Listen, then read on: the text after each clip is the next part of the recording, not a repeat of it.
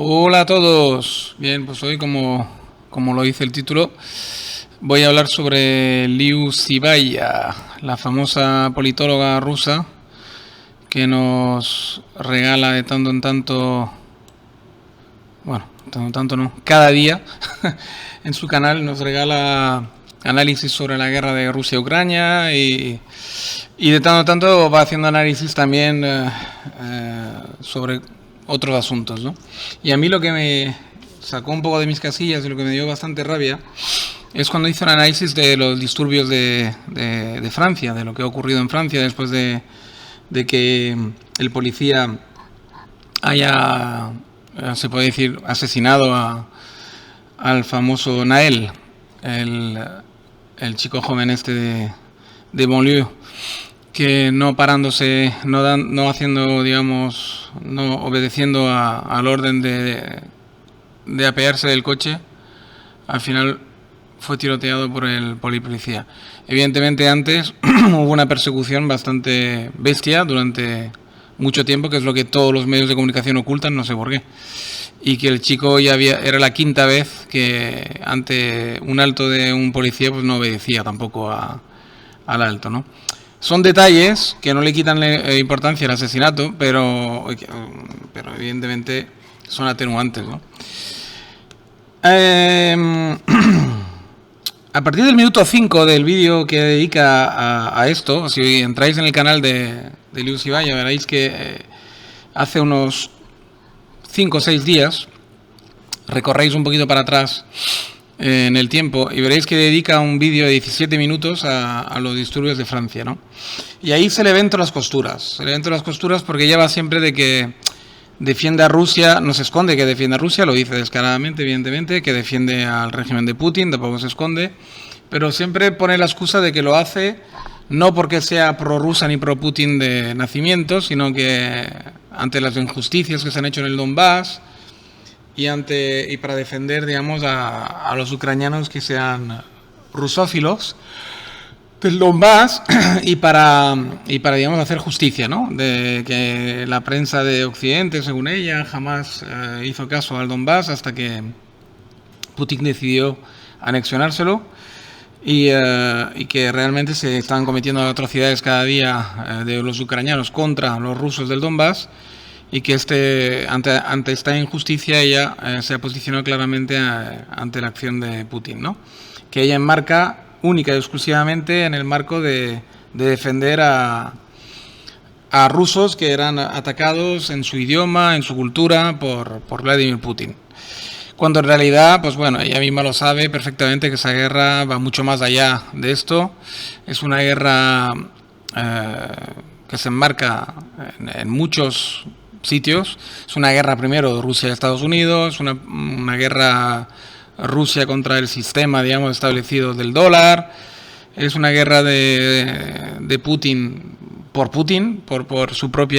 conservar el poder. Es una guerra, digamos, que tiene muchísimas facetas y que en último lugar tiene la faceta nacionalista o de proteger a los supuestos rusófilos que yo no digo que no los hubieses, que los han, que los había, porque la prueba está que había una especie de pequeña guerra civil larvada exclusivamente en el Donbass. Y eran, sí, gente prorrusa, que muchos venían de la misma Rusia, no nos engañemos, contra, digamos, sí, milicias ucranianas, ¿no? Ultranacionalistas en ese caso, ¿no? Y eso sí que es verdad que esa guerra larvada con los civiles de por medio, pues sí que se estaba produciendo, pero no era una guerra descaradamente de todo el pueblo del Donbass que estaba deseando, digamos, ser ruso y luchando contra Ucrania, ¿no? No es así, porque muchos de los refugiados de Ucrania pues están diciendo descaradamente, y cualquier que quiera escuchar a los refugiados en España, en Francia, en todos los sitios donde se han refugiado, la mayoría te dicen que a Rusia lo ven como el pasado, como algo retrógrada, como una cosa, digamos, que huele a naftalina, y que a ellos les hace más ilusión pues imitar a sus vecinos polacos, rumanos, y integrarse en la Unión Europea y ser un país, digamos, moderno y que pueda disfrutar de las ventajas de ser europeo, ¿no? Entonces, digamos que realmente cuando tú escuchas esto, y son gente que viene del Donbass, ¿eh? O sea, cuando tú escuchas esto, pues claro, evidentemente no puedes más que saber que realmente pues detrás de esta guerra es una guerra geopolítica ante todo, ¿no? Y el nacionalismo es lo último. Porque a lo mejor se podía cifrar en un 15 o 20% de auténticos nacionalistas rusos ucranianos, ¿no? En el Donbass. Los demás eran gente más bien o neutra o que no venían o no veían con malos ojos que Ucrania se uniera, y el Donbass también, evidentemente, a la Unión Europea, ¿no? Por lo tanto, digamos que y la Unión Europea y Estados Unidos, evidentemente, que no están defendiendo el Donbass por un tema nacionalista ucraniano, sino que lo están defendiendo simplemente por debilitar a Rusia, por debilitar al régimen de Putin y por imponer los criterios de Estados Unidos en la región. Eso está claro también, y no, ahí no le quito la razón, pero es que lo otro también hay que decirlo claramente, no hay que ser tan falso, ¿no? Como ella. Y entonces lo que ya se le vio todas las costuras cuando se pone a hablar del tema francés, ¿no? Porque va y me dice a partir del minuto 5 que... porque se nota que quiere hacer daño a Francia y en extensión a todo Occidente, ¿no? Claro, que los africanos y los magrebíes y tal y cual no están integrados en Francia, ¿no? Que no se ha buscado nunca de integrarlos, solo se ha buscado de tenerlos ahí, metidos en guetos y ya está, y apartados de la sociedad. Es mentira. La República Francesa, si destaca por algo, y además yo me he criado ahí y lo puedo decir con toda, digamos, vamos, con todo el descaro del mundo, porque es que me he criado ahí. Y he nacido y me he criado justamente en los barrios de la banlieue, al lado de Nanterre, no muy lejos de Nanterre, en el norte de la banlieue de París, para ser más concreto. Por lo tanto, que es uno de las banlieues, justamente, es uno de los barrios de París, de las ciudades de París más deprimidas y donde más extranjeros había, y precisamente magrebíes y gente de color, de tanto africanos como de la Guadalupe, como de la Isla Reunión, como de todas las colonias francesas. Por lo tanto, digamos que excolonias y colonias. Por lo tanto, digamos que yo puedo hablar con total, cosa que ella no puede hacer, yo sí puedo hablar con total seguridad y objetividad de este tema, y además con autoridad, podría decir. Estoy bebiendo un poquito de agua. Lo que sí os puedo asegurar es que eso es mentira. Lo que dice a partir del minuto 5 es mentira total, es tergiversación. La República Francesa, si por algo se destaca, es por querer integrar justamente a la gente que ha venido a Francia, y más a sus hijos, ¿no? Porque Francia tiene una necesidad de alimentarse de inmigrantes, tiene necesidad de tener muchos trabajadores, de tener gente joven para mantener el sistema de bienestar que tiene. Tiene muchísimas redes contra la pobreza, hay muchísimas redes de seguridad, hay muchísimos, digamos, sistemas para poder acoger y para que alguien no se muera de hambre ni esté tirado en la calle. Muchísimos, de verdad. O sea, quiero decir, Francia es quizás el país que más pagas da, que más ayudas, que más de todo a la gente que va a vivir en Francia. No por nada van precisamente en Francia en masa los inmigrantes cuando llegan a Europa, porque precisamente Francia y Alemania son probablemente, y Suecia antes, ahora ya no tanto, eran los países que mejor acogían a todo el mundo. O sea, evidentemente, si tú haces un sistema que para acoger bien no es para luego meter en un gueto y despreciar a la gente, es todo lo contrario, es porque los quieres integrar plenamente y quieres que se conviertan en franceses de todo derecho, incluso culturalmente, ¿no? ¿Qué ocurre?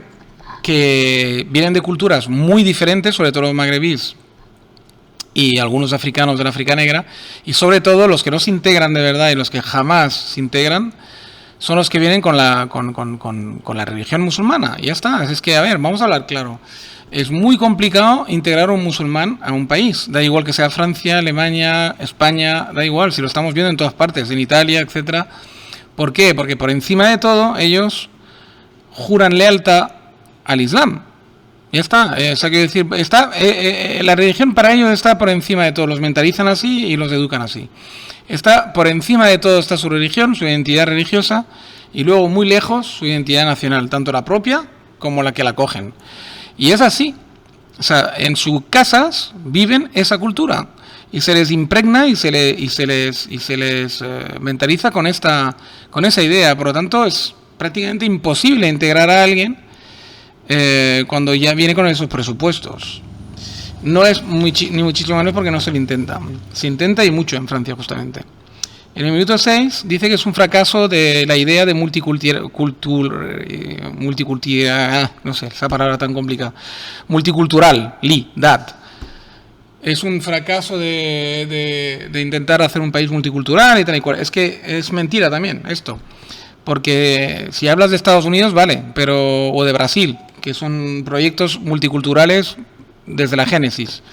Pero es que en Francia no se busca un país multicultural, al revés, se busca un país que sea de una sola cultura, que es la francesa, y con la República Francesa y con los valores franceses. Pero funciona con muchísima gente, menos con ellos. Es decir, que precisamente son ellos los que se resisten a integrarse. No es Francia quien se resiste a integrarlos a ellos, ni es que tenía el proyecto ya de que seamos multiculturales y que cada cultura conviva con sus... No, la idea de Francia no era esta.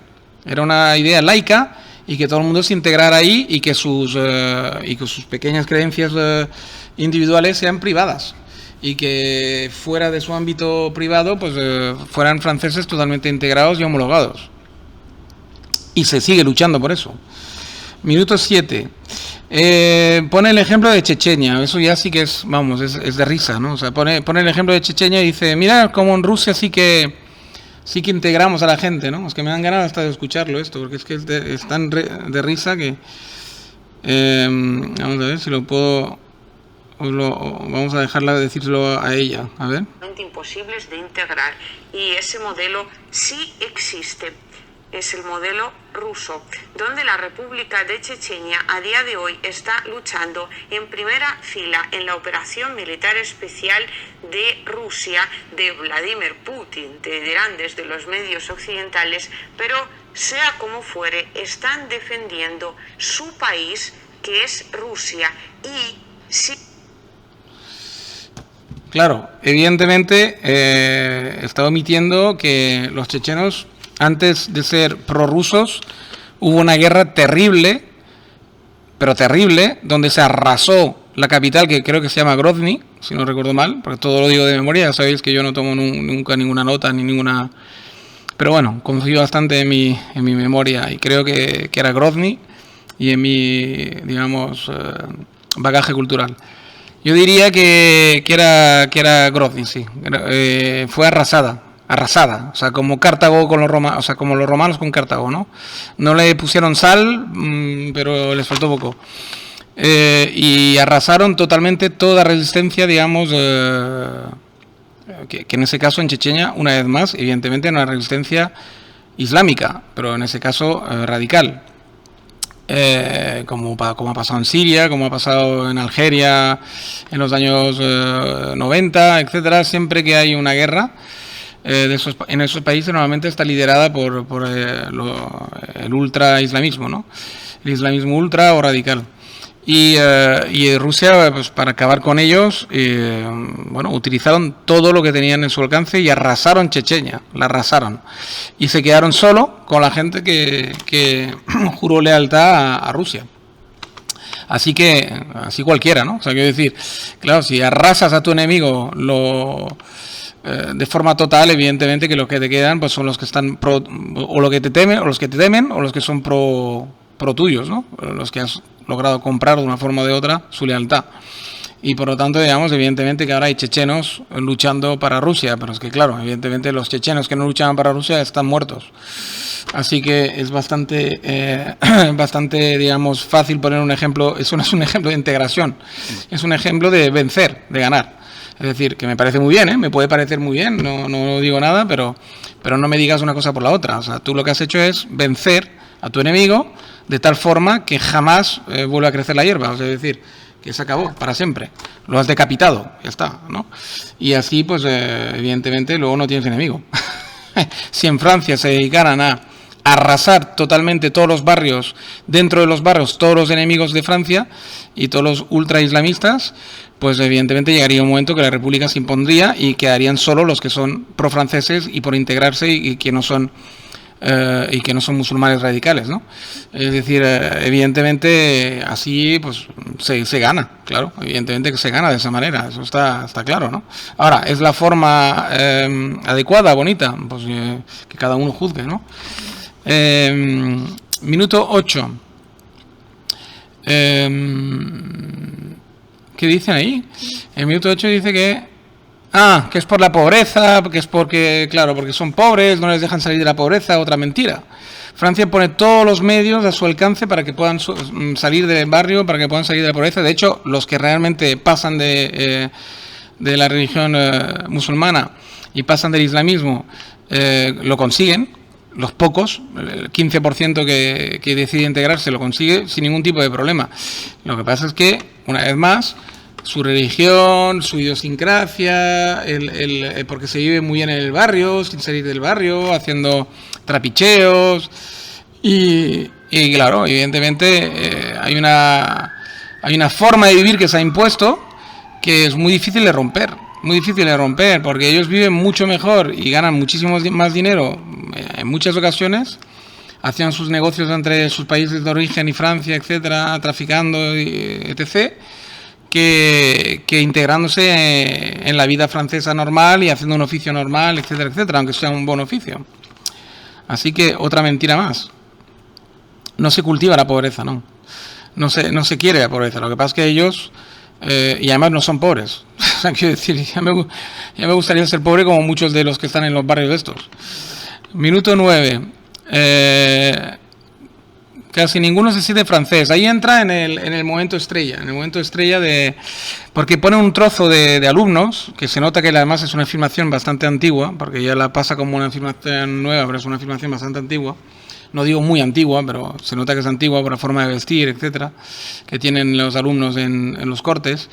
Y yo lo he vivido esto ya en los años 70, es decir, no es un fracaso, una vez más, no es un fracaso, es que es muy peculiar ser un inmigrante, en un país y venir de pobre. Es decir, es que, porque los alumnos no lo saben expresar, pero el problema de sentirse francés para ellos es que, digamos, es también sentirse, es un problema de clases, es un problema, digamos, económico, es un problema de clase social. Es decir, ahí nada más que van los inmigrantes en origen. Los padres, los abuelos de toda esta gente eran gente que iba con una mano detrás, una mano delante, como los que llegan en patera muchas veces.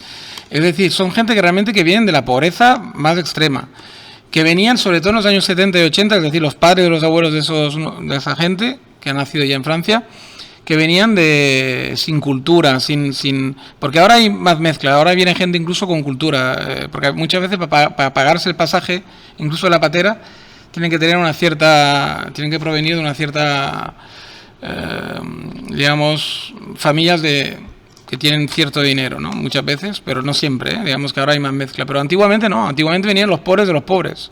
Y hoy en día también, Lo que pasa es que sí que es verdad que hay otras excepciones. Entonces, esto de que no se sienten francés porque Francia nunca los admite y nunca... No, eso es mentira, es otra mentira. Es decir, no se sienten franceses porque no les da la gana.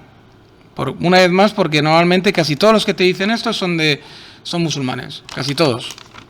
Los que no lo son, pues bueno, porque a veces es complicado. Hay una chica que lo explica súper bien. Lo voy a intentar buscar porque es la que mejor lo explica, ¿no? Lo dice en francés, pero luego lo traduzco. A ver si lo engancho. Hay una chica magrebí que lo explica, pero perfecto. A ver, vamos a ponerlo aquí y luego os voy traduciendo. Des catégories de Français. Il y a les Français, les vrais blancs, les Français. Et les autres, ceux qui ont la nationalité française, ils ne sont pas français. Eso es un hombre de color que le está diciendo a la pregunta porque eso es una clase, ¿no? Una clase se nota de chicos de 17, 18 años, no sé si es universidad todavía o si es bachillerato. Pero yo diría que por la edad es como el equivalente al último año, ¿no? El bachillerato, ese famoso que haces justo antes de ir a la universidad, ¿no? Y ahí hay toda una serie de chicos y chicas yo calculo 17 años, 16, 18 como mucho, que a la pregunta de los profesores si se sienten franceses, aparte de tener la nacionalidad francesa, que la tienen todos, otra prueba que Francia no escatima en querer integrar, porque si no la nacionalidad sería mucho más cara. Ellos contestan de que, por ejemplo, el hombre que contesta, el chico que contesta es un chico de color, es un chico que yo intuyo por el acento, por todo, que es africano, y él dice que, bueno, que para ser francés, él mismo lo dice, él mismo, que para ser francés hay que ser primero y ante todo blanco, ¿no? Y que todos los que no somos blancos, se incluye él mismo, no somos verdaderos franceses, ¿vale? Somos franceses de importación, de papeles, pero no somos franceses, lo dice él, ¿vale?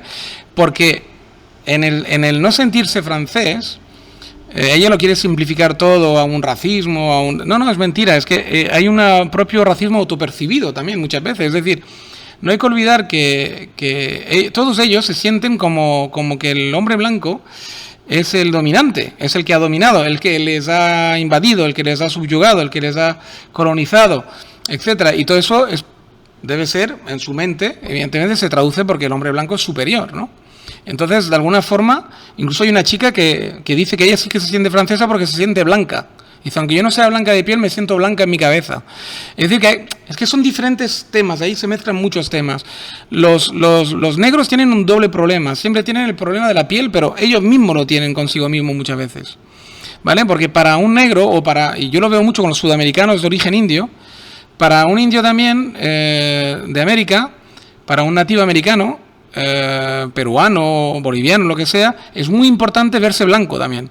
Entre ellos, de hecho, hay un racismo brutal, porque ahí la blanquitud hace que seas, digamos, mejor visto o peor visto, ¿vale?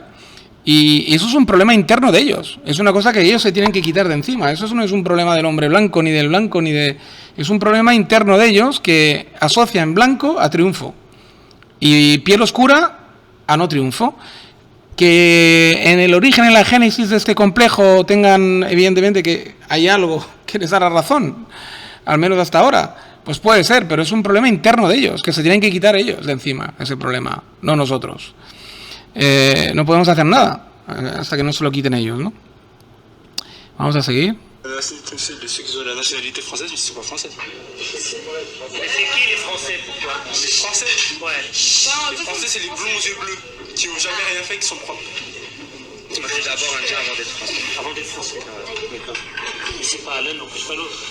Non, mais dans ma tête, c'est ça. C'est d'abord mes origines, après le pays d'accueil. Enfin, d'accueil. Puis où je vis. Tu es né en France ou... Quand... Ahora viene, es que luego le preguntan a un hindú, ¿vale? Que claramente es un pakistaní, probablemente, o afgano, no lo sé. Sí, porque esta gente también, por mucho que no... O es un indio de la India, no lo sé, pero ya sabéis que todo eso perteneció a la India en un momento determinado. Y él no es musulmán, es hindú de religión, ¿vale? Y lo dice claramente, que ante todo es hindú. O sea, es que son ellos los que vienen con esa mentalidad. Ante todo es hindú, y luego ya será francés o lo que sea, pero él se siente hindú, y lo tiene muy claro. Claro, ¿qué puedes hacer ante eso? Ahora viene la chica, que es el momento estrella. Tu es né en France ou... Quand on vit dans une famille où on vit comme dans le pays d'origine de notre origine, on ne sent pas trop français. Déjà, on parle arabe. On parle tous arabe, et après décoration, même décoration. À la maison, vous parlez arabe? Voilà. Donc si on parle arabe, on va se sentir française. Si, c'est pas ça, c'est que voilà, on se sent c'est pas comme si on se sentait pas comme en France. Peut-être que je vivrais chez moi, dans mon propre chez moi, je pourrais dire que je me sens comme une Française. À force de nous faire croire qu'on... Creo que con estos ejemplos ya hay bastante, ¿no? Es decir, la chica lo dice claramente lo que ocurre. O sea, es que a mí me ocurrió también en Francia. Y yo soy digamos, solamente era español, ítalo-español, digamos, ¿no? En Francia. O sea, dos nacionalidades que realmente son muy parecidas a la francesa, ¿no? Yo era de piel blanca, como un francés cualquiera, incluso más blanco que algunos franceses, en mi caso. Y realmente, digamos que yo también tenía ese problema en mi cabeza de pequeño, porque en casa yo oía a mi padre hablar italiano, mi madre hablar español, Y realmente tú cuando te educas, vas en verano, vas a España, ves tus abuelos, conoces a tus abuelos hablan italiano, hablan español, nadie habla francés en la familia, menos los que realmente vivimos en Francia, y por lo tanto es complicado que te sientas francés 100%, que es difícil de entender eso para alguien que no ha emigrado nunca, ¿no? Es muy complicado, llega un momento que es complicado. Cuando pasan los años y tal, pues nosotros, los italianos, los franceses, los portugueses, te integrabas totalmente, ¿no? Probablemente en la mayor parte de los casos, o al menos no había, digamos, conflicto al final entre las dos nacionalidades, ¿no? O tus dos identidades, porque eran identidades muy semejantes al final. Pero claro, lo puedo llegar a entender, porque a mí me pasó lo que dice esa chica.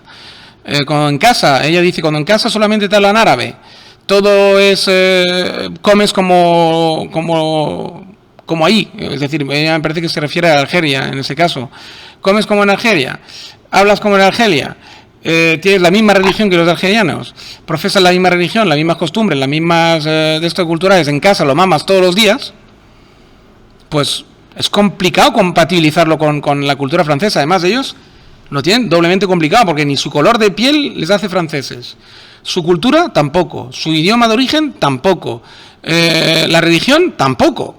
Entonces, claro, es complicado, muy complicado. No es un racismo francés, ni unas ganas de no integrarlo, ni nada. Es que ellos mismos lo tienen muy complicado, son ellos mismos. Es que aquí en España está pasando igual. Aquí en Cataluña, con todos los magrebíes que tenemos de origen marroquí, está pasando igual. ¿No habéis visto el Mundial de Fútbol? Se han salido en masa a la calle a celebrar el triunfo de Marruecos, y son españoles con nacionalidad española, la mayoría. O sea, quiero decir, es que es muy complicado, o sea, es mentira lo que dice ella. Se nota que va a hacer daño y a querer, digamos, dañar a Occidente, a Francia en este caso, ¿no? Porque realmente todo lo que dice es una sarta de mentiras y de chorradas, ¿no? Luego la conclusión a la que llega, pues es nefasta, ¿no? Es otra vez querer hacer daño, ¿no? Porque ella va y dice que, bueno, que aquí, pues eso, que son los guetos, que es el racismo, que no se le quiere integrar, que no se quiere su religión, que no se quiere nada, tal, ¿vale? Y que incluso llega a decir, aunque después lo rectifica un poco porque sabe que es mentira probablemente, que no se llegan ni a escolarizar en francés. Bueno, vamos a ver. O sea, si la escolaridad en Francia es justamente obligatoria desde hace 130 años o 150 años. Es el país más viejo en ese aspecto, probablemente junto a Estados Unidos. O sea, es decir, es un país donde es obligatorio escolarizar desde hace muchísimo tiempo, ¿vale? Por lo tanto, los que vienen ahí, los niños, seas de origen árabe, seas negro, seas colorado, me da igual, estás obligado a ir al colegio. O sea, que es mentira que no se escolarizan correctamente, etcétera. O sea, quiero decir que... Y luego, claro, es risible que ella ponga como ejemplo a Rusia de integración multicultural. Que es verdad que hay muchas culturas en Rusia, pero vamos, es que Rusia es tan inmensa, tan grande, que no es una integración. Es que si tú estás en Chechenia, puedes vivir tu religión tranquilamente y luego sentirte ruso, pero porque Rusia está muy lejos. Es decir, no estás en Moscú, no estás en San Petersburgo. Me gustaría ver los chechenos que viven en San Petersburgo, que viven en cualquier sitio de estos, digamos...